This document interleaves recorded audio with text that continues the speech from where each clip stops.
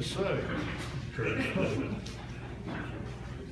I'm 68 years old, fixing to be 69. Can you hear me? I can't even hear myself. We can hear you too. And I never dreamed I'd live this long. I live by myself. I don't see people very often. You're Not overrated. that I don't believe in civilization, I just don't have much use for it. I feel sort of comfortable around you because I'll never see any of y'all again. Because you don't know where I live. And I don't know where you live. And I think that's what society needs a little bit more of.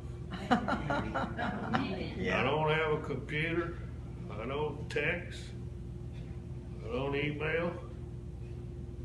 Look at her over there. You look comfortable.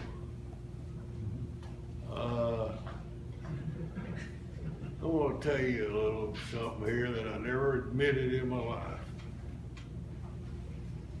Went to University of Oklahoma, which I call the Harvard of the Southwest, by the way. I had a philosophy teacher there that was probably the most important person that I ever met in my life. His name was Dr. Fever. And I'm not going to go on about him, but you never know where you're going to get something from.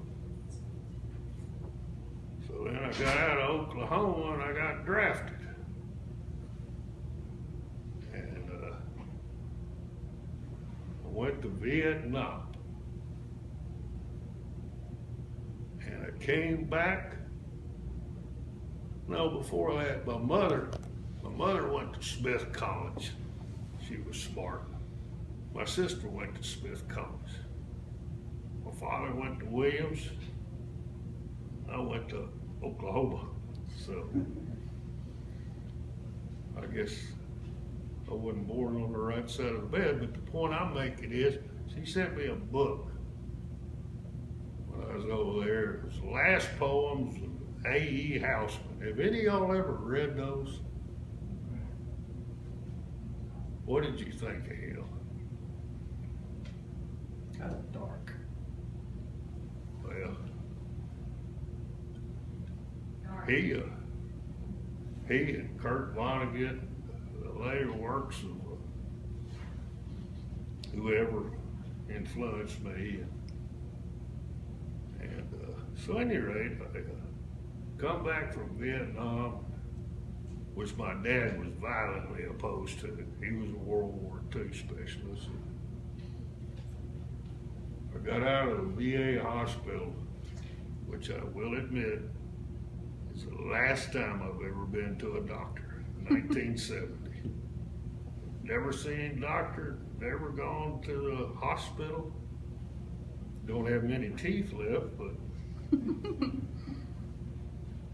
at any rate, they interviewed me. Some fool came out there and walked up to me and said, well, what did you learn, or what experience did you have over there? And I'll never forget what I told him, and it was off the top of my head. I said, when else can you hunt something that can hunt you back, have the government pay you to do it, and have your church bless you to do it? And ever since that time, never had much faith in anything. I don't have PSDS or whatever it's called. But at any rate, back to poetry. When I was younger, I used to read a lot. Used to enjoy music. Can't see anymore, can't hear worth a damn. I'm really tired of Fox News too. And earlier I told some of y'all, turn your TVs off. Time. What'd you say? I need a little. Oh, wait a minute, I haven't even read my poem yet. You only get 4 minutes. You'll have to come back in January. I can't, I'm never We coming are back again. following you. Let me read, these are original poems written to the most beautiful girl. Well, that was a minor exaggeration, but they're short Keep going. and they're to the point. And when I was younger, I could write this stuff. I can't write too well anymore, but here's what you get. If you could write this day while waiting for tomorrow, what would you have to say with the words that you borrow? Before you start, there's something you should know to make this day a little clearer. Take your time, go slow, and don't dwell in the rear view mirror. And the last one, now we're locked down. This is, I wrote this to them and they haven't figured it out, but it's instructions. It's called The Fisherman.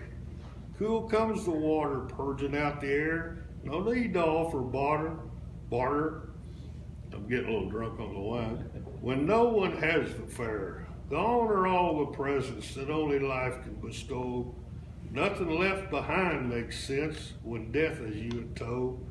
Cast the remains on the river to drift along the waterway.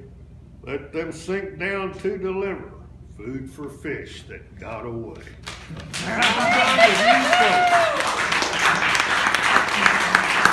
I like y'all. I really do. Thanks. Look at all the pretty women. No longer. I love pretty women.